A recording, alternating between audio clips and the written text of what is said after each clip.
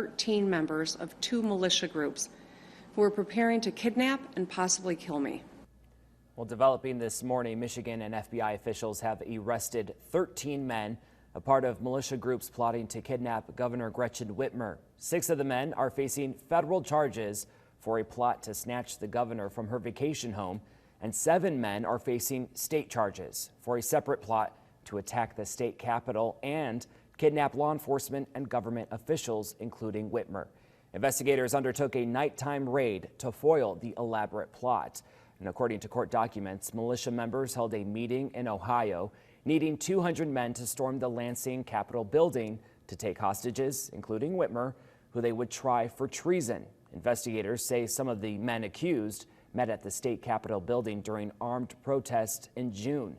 FBI agents say the men began tactical training exercise in Michigan and in Wisconsin by mid-July. Now they targeted her personal vacation home in West Michigan. The group successfully detonated an improvised explosive device wrapped with shrapnel. In September, members tested explosives, hoping to blow up a bridge to escape by boat after the kidnapping. FBI agents say the group planned to conduct a final training exercise in late October before carrying out the terrorist plot around Election Day. Our efforts uncovered elaborate plans to endanger the lives of law enforcement officers, government officials, and the broader public. The 13 men caught the eye of the FBI because of social media posts threatening to violently overthrow the state government. The FBI used undercover agents who attended those meetings to thwart the plan. Now, in a statement, Michigan Republican Party Chairwoman Laura Cox did not mention Whitmer by name, but said political disagreements are settled at the ballot box and not through violence. Now, she added any attempt to do so otherwise is an attack on our Constitution, our values, and our American way of life. The Michigan store owner says he's now caught up in the plot to kidnap the governor. Brian Titus, the owner of the Vac Shack vacuum business, was letting one of the men charged, Adam Fox, sleep in the basement. Adam Fox, I knew him since he was a teenager. In fact, he had nowhere to go. We took him up, And I tried over the years to have him working for me. I was kind of like father figure for him. Now, not no more, forget it. Wednesday night, the business was raided by police and FBI officers when arresting Fox. Federal court documents show Fox held some of those meetings in the basement. Titus says the FBI took his computer and cell phone that he uses for his business as well as his banking information.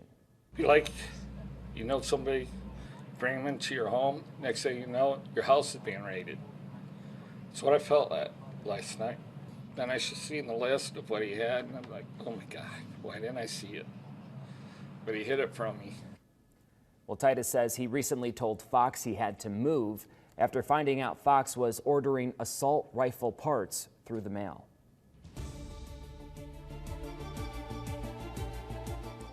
Michigan added nearly 1,200 new confirmed cases of coronavirus, bringing its total to just over 132,000.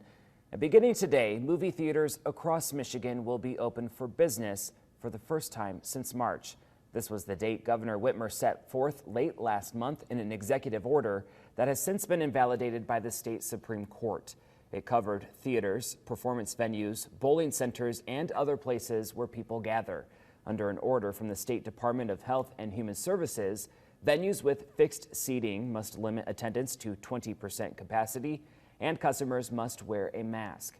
Imagine Theaters is offering free movie tickets to frontline workers as a thank you for all their hard work. Today until October 15th, frontline workers can bring in a work ID or badge, and along with a guest, they can see a movie for free. Hurricane Delta picked up strength last night as it heads towards the Gulf Coast. The Category 3 storm is now packing winds of up to 120 miles per hour. Parts of Louisiana are still recovering from Hurricane Laura. And as Courtney Zubowski reports, they are worried Delta will set them back even farther. Residents along Louisiana's Gulf Coast are packing up and heading north again. It's getting tiresome. But it's part of being here. I mean, the good times for outweigh the bad. Vic and Bibi McElroy are under a mandatory evacuation as Hurricane Delta approaches. It's the third time this year they've had to leave home. They're forecasting the water may be as high as 7 feet, so we just don't take a chance. Just 6 weeks ago, Hurricane Laura slammed Lake Charles as a Category 4 storm.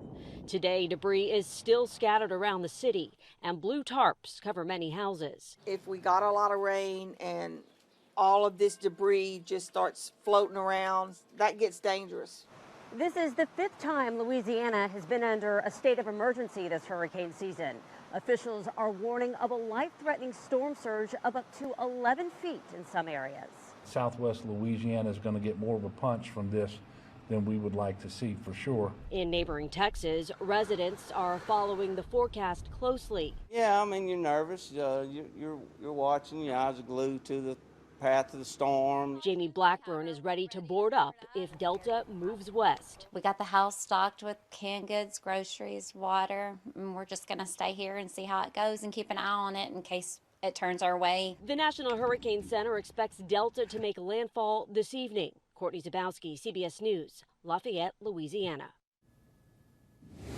Well, happening today, a benefit for Hurley Children's Hospital continues.